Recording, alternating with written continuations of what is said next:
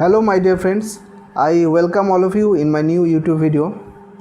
हम सब जानते हैं कि जो प्रैक्टिशनर्स हैं उनको कई बार अपने क्लाइंट के बिहाफ में इनकम टैक्स या जीएसटी डिपार्टमेंट में जाके अपील या हियरिंग केस करना पड़ता है।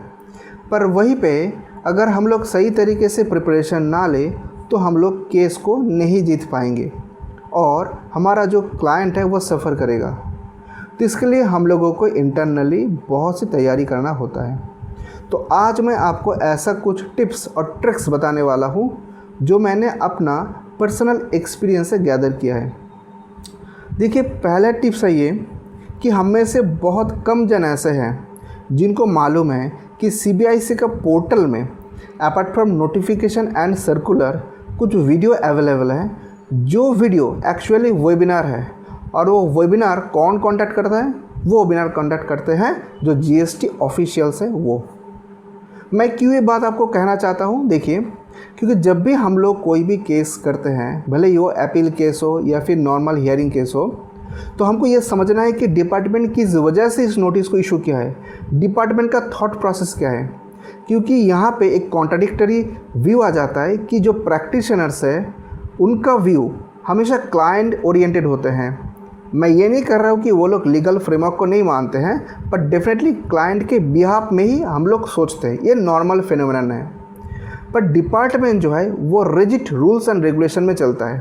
पर बहुत बार ऐसा होता है कि अगर हम लोग सही ढंग से इस चीज़ को समझ पाए कि डिपार्टमेंट किस वजह से हमको नोटिस इशू किए हैं, तो अगर हमको रीजनिंग पता चल जाए तो हम लोग तुरंत और टू द पॉइंट अपील में जा सकते हैं और हम लोग आर्गूमेंट ऐसे रख सकते हैं। तो इसके लिए मैं आपको सजेस्ट करूंगा कि जब भी आपके पास लीजर टाइम हो, ऑफिस में जब भी आप बैठे हो, थोड़ा सा काम से आपको फुर्सत या सहूलियत मिले, तो दो काम कीजिए। पहला काम है कि सीबीआईसी पोर्टल में जाके जितने सारे नोटिफिकेशन सर्कुलर है एक एक करके डाउनलोड कर लीजिए। जब भी टाइम मिले गो थ्रू कर लीजिए और जो वीडियो खास करके वेबिनार है उसको आप अच्छे से देखिए, तो आपको ये मालूम चलेगा कि डिपार्टमेंट किस पॉइंट ऑफ व्यू में नोटिस इशू करते हैं या फिर जो अमेंडमेंट आते हैं उसमें डिपार्टमेंट का क्या व्यू पॉइंट है। तो ये रहा पहला पॉइंट। दूसरा चीज़ है कि बहुत सारा ऐसा पॉइंट्स है, ऐसे चीज़ है जो नॉर्मल हम लोग जो लॉ एंड रेगुलेशन जो हम लोग सेक्शन में पढ़ते हैं, बुक्स में पढ़ते हैं, वहाँ पे नहीं आता है। मैं आपको एक एग्जांपल देना चाहता हूँ। देखिए, शायद आपको ये पता है या पता ना भी हो कि अगर आपका क्लाइंट एमएसए में रजिस्टर्ड है तो जब भी डिपार्टमेंट में आप रिफ़ंड के लिए अप्लाई करोगे उसको प्रायोरिटी मिलेगा। तो अगर आपका क्लाइंट के पास एमएसएमई रजिस्ट्रेशन या एमएसएमई सर्टिफिकेट नहीं है तो पहले आप एक काम कीजिए, उसको एमएसएमई में रजिस्टर करवा दीजिए और जब भी आप रिफ़ंड एप्लीकेशन डालेंगे उसके साथ साथ एमएसएमई सर्टिफिकेट डाल दीजिए। देखिए, मैं आपको ये एग्जांपल इसलिए दे रहा हूँ कि ऐसा बहुत सारे छोटे छोटे पॉइंट्स होते हैं जो नॉर्मल प्रैक्टिशनर्स को नहीं पता होता है। मैं किसी भी प्रैक्टिशनर को मैं छोटा नहीं कर रहा हूँ, पर द इशू इज़ दैट कि हम लोग जीएसटी 1 और 3B में इतना बिजी हो जाते हैं कि हम लोगों को हर सर्कुलर, हर नोटिफिकेशन पता ही नहीं चलता है। तो इसलिए बहुत ज़रूरी है कि अपने आप को अपडेट कीजिए। ऑफिस बंद करने के बाद जब आप घर जा रहे हैं तो घर में जाके अगर आपके पास जीएसटी का किताब है तो थोड़ा सा, ज़्यादा नहीं, आधा घंटा, हर दिन भी नहीं, हफ्ता में 2-3 दिन अगर आप घुमा के देखोगे, खास करके अमेंडमेंट का जो बुकलेट वगैरह आता है देखोगे, तो आप खुद से अपडेट हो पाओगे। और विदाउट अपडेशन, विदाउट नॉलेज आप कोई भी जीएसटी अपील और हियरिंग का केस नहीं कर सकते हो। और मैं आपको थर्ड टिप्स आज देने जा रहा हूँ। ये टिप्स देने के बाद मैं इस वीडियो को कंक्लूड करूँगा। तो मेरा थर्ड टिप्स ये है कि हम लोग जानते हैं कि 2025 में जब दिवाली का सीज़न था तब जीएसटी 2.0 लॉन्च हुआ था। और जीएसटी 2.0 में हुआ क्या था? बहुत सारे सेक्टर है जहाँ पे जीएसटी रेट कट हुआ था। ये बात हम सभी जानते हैं, पर हम में से बहुत जन ऐसे हैं जो इस बात को बिल्कुल नहीं जानते कि उसके पहले जीएसटी एमनेस्टी स्कीम आया था।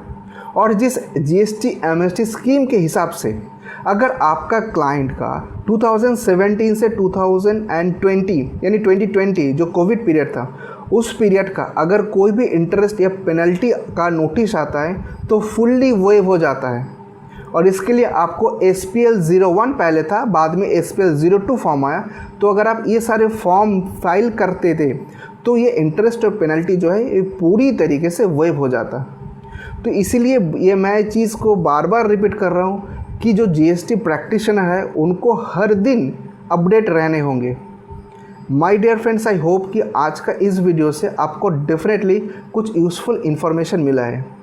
अफसोस की बात तो ये है कि हम लोग जो वीडियो बनाते हैं अपने क्लाइंट्स के लिए या फिर दूसरा कॉलीग के लिए, उसमें हम लोग देखते हैं कि ये जो वीडियो वगैरह बनते हैं, इस वीडियो में एकदम व्यू नहीं आते हैं।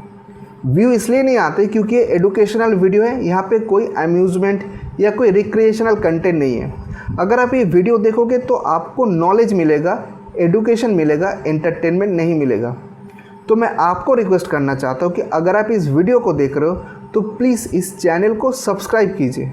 बस सिर्फ सब्सक्राइब करने से जो आपको मिलेगा वो है कि जब भी मैं ऐसा अपडेट और नोटिफिकेशन का सर्कुलर जैसे आ जाएगा, मैं उसका सिंपल एक्सप्लेनेशन लेके आपके सामने प्रेजेंट करूँगा। तो आपको इधर उधर कहीं पे जाना नहीं है, इसी चैनल पे आपको सारा जीएसटी अमेंडमेंट नोटिफिकेशन और सर्कुलर का सिनॉप्सिस मिल जाएगा।